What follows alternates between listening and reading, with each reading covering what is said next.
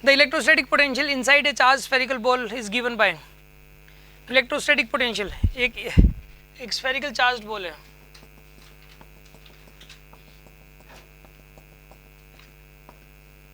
spherical charged ball है इस तरीके से, ठीक है. The electrostatic potential inside a spherical charged ball is given by AR square plus B. AR square plus B ये potential की वैल्यू है. Where R is the distance from the center, A and B are the constants. Then the charge density inside the ball is, ball के अंदर charge density की value बतानी है जब potential दिया हुआ है. तो इसने ऊपर तो इलेक्ट्रिक पोटेंशियल लिख रखा है ना, तो सिंपलीफाई का गलती कर रखी है ना इसने, तो ये पोटेंशियली मानना पड़ेगा इसको, ठीक है ना. स्मॉल आर डिस्टेंस पे इलेक्ट्रिक पोटेंशियल की वैल्यू इतनी है, ठीक है.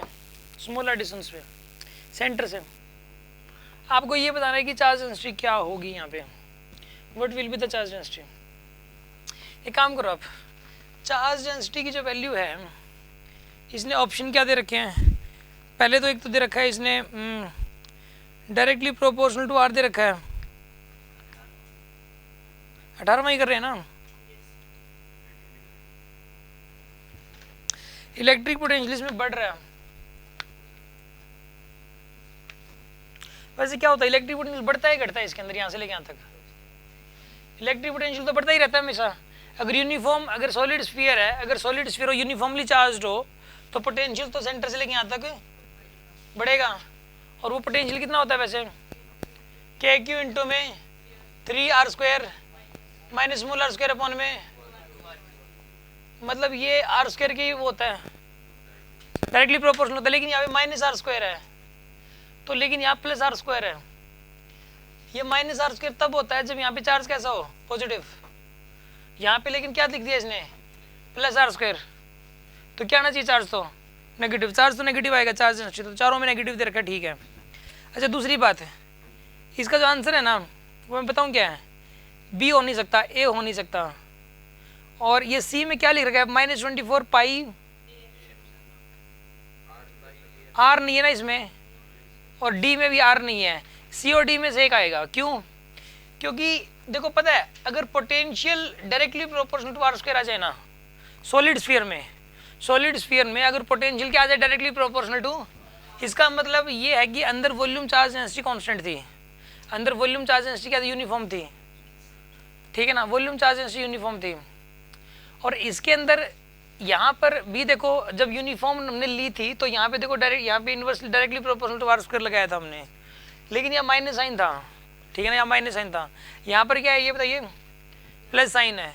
तो यानी कि चार्ज अपोजिट नेचर का होगा, सीधी सी बात यही है, चार्ज अपोजिट नेचर का इसमें. तो यानी कि इसके अंदर यूनिफॉर्म है पहली बात तो, और इसमें चार्ज डेंसिटी ए और बी ऑप्शन में बढ़ रही है. चार्ज डेंसिटी ए और बी ऑप्शन में बढ़ रही है इसके अंदर.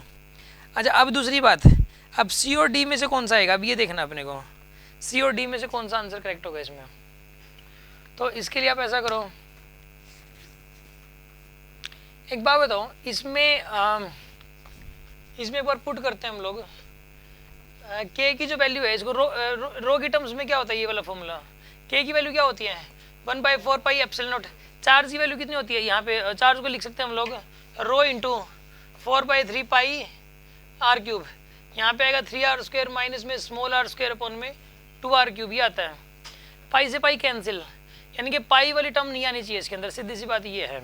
रो आ सकता है इसमें, पाई वाली टर्म नहीं आनी चाहिए, यानी डी ऑप्शन होना चाहिए उस हिसाब से. तो फिर देखना आंसर क्या है, डी. इसमें पाई नहीं आना चाहिए, पाई इंक्लूड नहीं होता. देखो पाई से पाई तो कैंसिल हो रहा है, तो आंसर डी आएगा इसके अंदर. आगे ना बात समझ में आपको. इसके अंदर देखो याद रखिए आप, इस क्वेश्चन को करने के लिए हमें दो इन्फॉर्मेशन पता होनी चाहिए थी. एक इन्फॉर्मेशन तो ये वाली है, ये क्वेश्चन इसी तरीके से हीट एंड ट्रायल से ही करने पड़ते हैं ना, तो इसको प्रॉपर तरीके से सोल्व करने में तो बहुत टाइम लग जाएगा, ठीक है ना. ये पता है इसने पीछे और आसान दे रखा कोई. चलो अगर कोई बात नहीं, फिर हम इसको ना एक बार मैं कल देख के कल डिस्कस कर लूँगा मैं. फिलहाल तो ऐसा करो, एक नेक्स्ट वीडियो बन जाएगा इसका. अभी फिलहाल मैंने अभी जो तरीका मेरे माइंड में था मैंने वो तरीका बता दिया. पहला इसमें तरीका यही है कि एक तो अगर सॉलिड स्फीयर हो और उसमें यूनिफॉर्म चार्ज डेंसिटी अगर यूनिफॉर्म हो तो potential directly proportional to minus square R square आता है अगर पॉजिटिव हो तो, और नेगेटिव हो तो प्लस आर स्क्वायर आएगा। तो इसमें प्लस आर स्क्वायर पावर दे रखी थी, तो इसमें रो यूनिफॉर्म होगा और नेगेटिव होगा, ये बात पता लगती है। इसलिए ए और बी ऑप्शन गलत हो जाते हैं।